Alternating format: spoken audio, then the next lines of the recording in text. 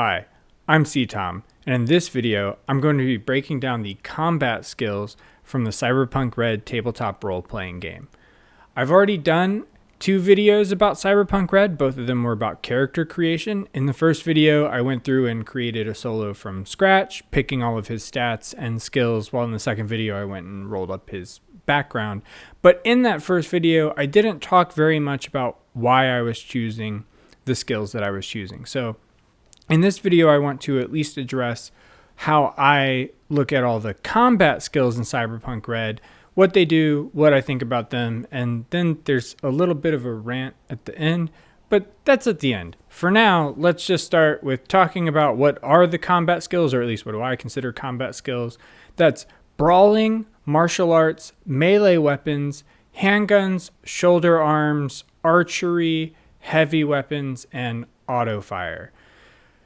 Melee combat and range combat both follow the same fundamental rules, but range combat has some additional complexity around ranges and stuff, where heavy weapons also have this own bit of complexity, but we'll come back to those. For now, let's talk about melee. Every melee skill has a rate of fire of 2, which means you get 2 attacks per action unless you're using a weapon that says otherwise.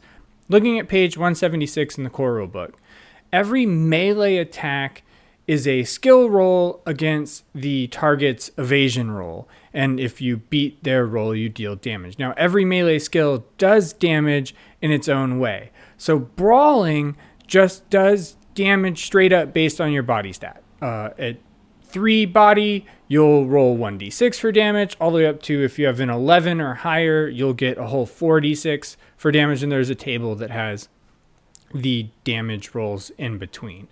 Martial arts is pretty much the same as brawling for damage, except its damage ignores half of the target's armor's stopping power, so it's more effective against armored targets than brawling. And then melee weapons deal damage based on the weapon that you use. Additionally, brawling is used when trying to grab, choke, or throw an enemy, and martial arts has different specializations that will give you different special moves depending on what you choose, like karate or judo or whatever. So melee combat is pretty straightforward, but moving on to ranged combat, ranged attacks also use an accompanying skill. So pistols and SMGs use the handgun skill. Assault rifles, sniper rifles, and shotguns all use the shoulder arm skill. Archery naturally affects bows, and then the heavy weapon skill is used when you're using heavy weapons like rocket launchers or grenade launchers. However, unlike in melee, the target of the attack only makes an evasion roll if they have a high reflex, 8 or higher specifically. Otherwise, your chance to hit is based on a static difficulty value determined by what weapon you're using and what range you're shooting at, or how far away the target is. Pistols and shotguns work best at close range. The closer the better, whereas SMGs and bows are also pretty close range weapons, but are a little worse at like point blank. Assault rifles are good at almost every range, honestly, but they really excel in the medium range, in like the 25 to 50 meter range. And then finally, sniper rifles are not very good at close or even medium ranges, but they're the most accurate long-range weapon, which makes sense. They're a sniper.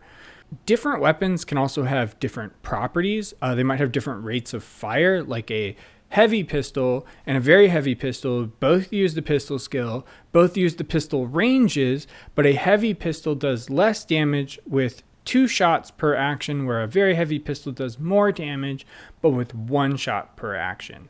Shotguns have the special ability to use shells to do area damage at very close range.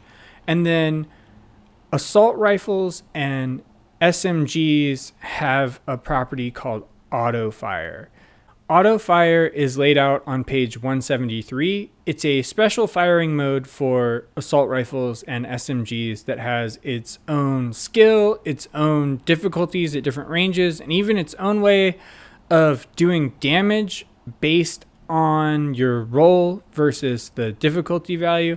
And I have a lot to say about Autofire, but before I get into all that, I want to double back real quick to martial arts and heavy weapons. And martial arts, heavy weapons, and Autofire are the 3 combat skills that are ×2 skills, meaning they cost twice as much to level up, both at character creation and later if you want to increase them with improvement points you gain through play. It's twice as much to get 1 level in Autofire as it is in any other skill or heavy weapons or martial arts. For martial arts, paying double per point makes a lot of sense because it's just like a strictly better version of brawling. So I mentioned when I was talking about the melee attacks and how the damage works that brawling and martial arts have the same way that they hit and they do the same damage based on your body, but martial arts ignores half of the target's armor. That's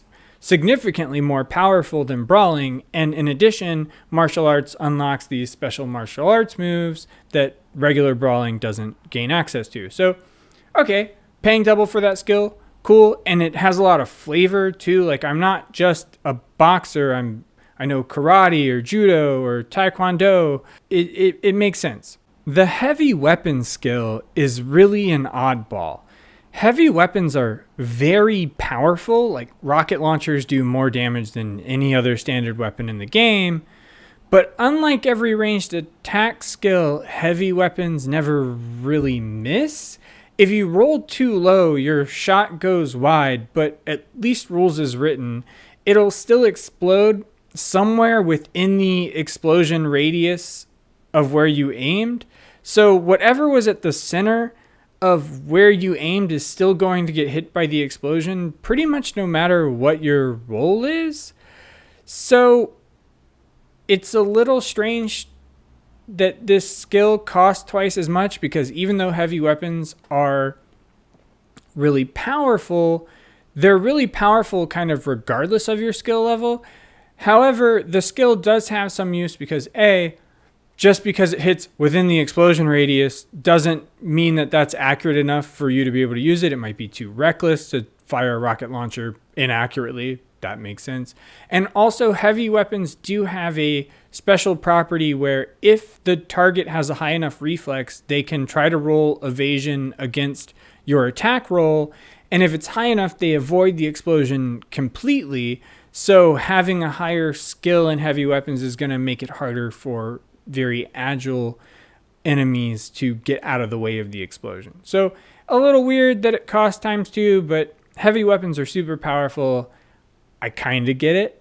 But now we get to Autofire. So before I rant too much about it, I'll make a quick explanation of how Autofire works. When firing a weapon in full auto, you ignore that weapon's skill. You don't use handguns for SMGs. You don't use shoulder arms for assault rifles.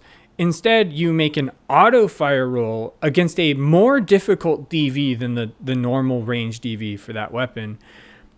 And instead of doing the weapon's damage, you do 2d6 times how much you beat the difficulty by. So if you roll over by 1, you'll do 2d6 times 1. If you roll over by 2, 2d6 times 2, etc.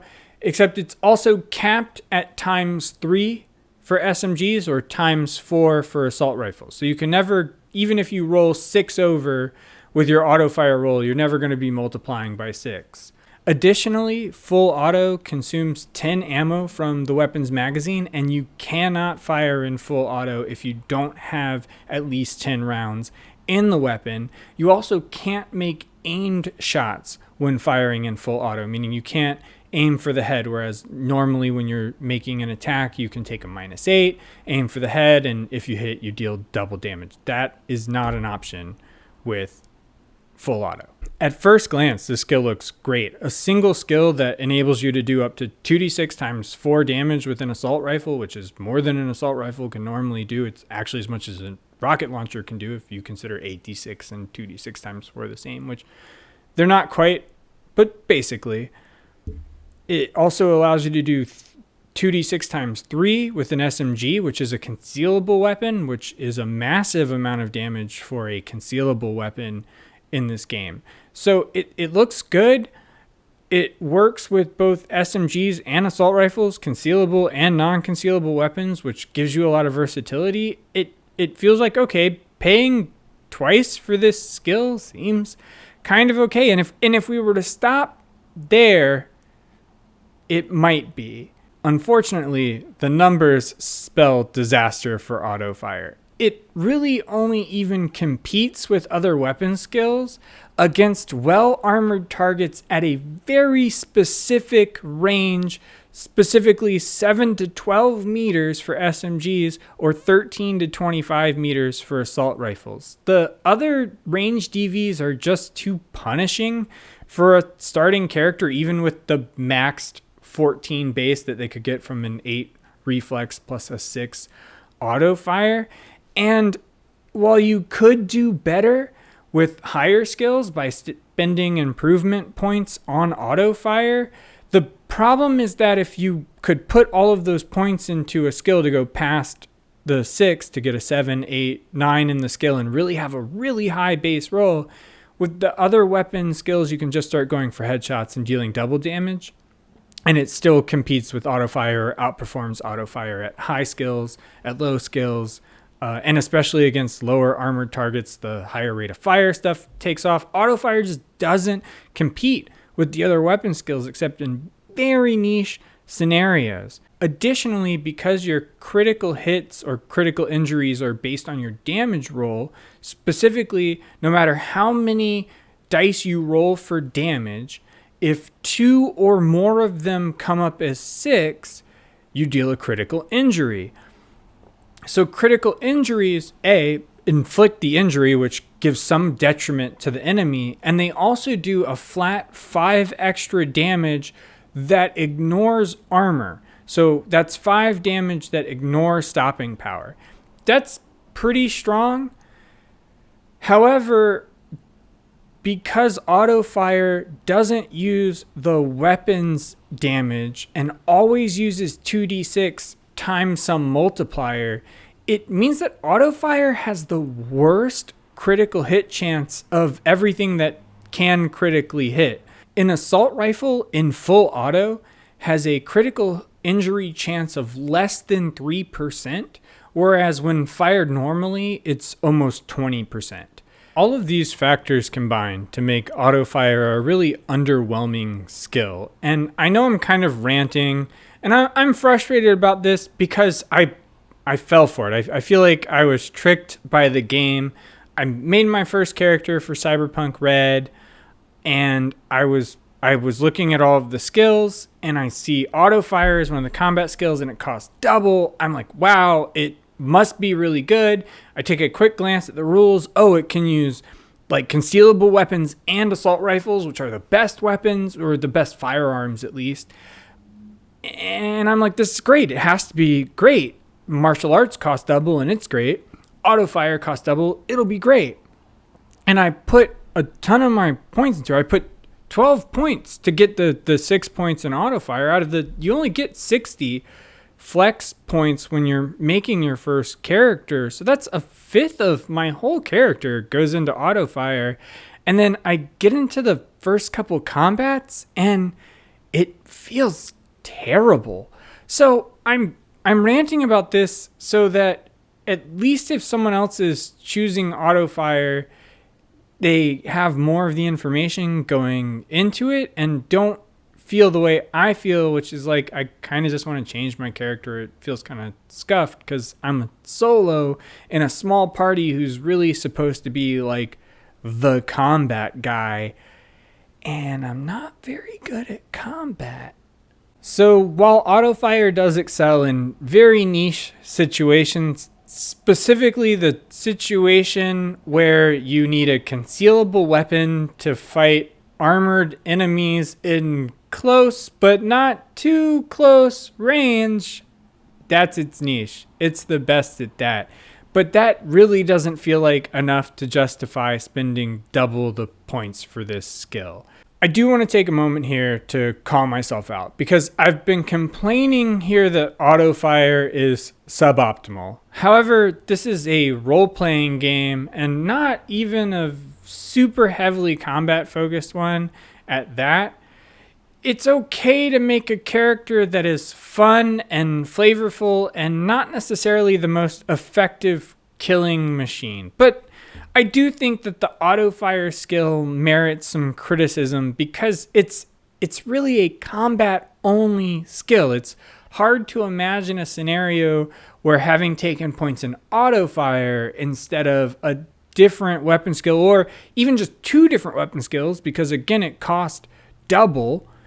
It's hard to imagine a scenario where that would really enable any kind of interesting role play. So I'd rather just put 6 points into some combat skill for my solo to be effective, and then take those other 6 points and put it into something fun like forensics or style or an advanced degree in Northern Pacific Marine Biology. Like, I don't know, anything other than wasting all of my character skill points on a combat skill that doesn't make me good at combat. So that's my rant about Autofire. If you made it all the way to the end, thanks for sticking around. I hope you're enjoying these videos about Cyberpunk. I have more videos coming both about Cyberpunk and other role-playing games. Those will be coming sometime after Christmas. Until then, thanks for watching, and I'll see you next time.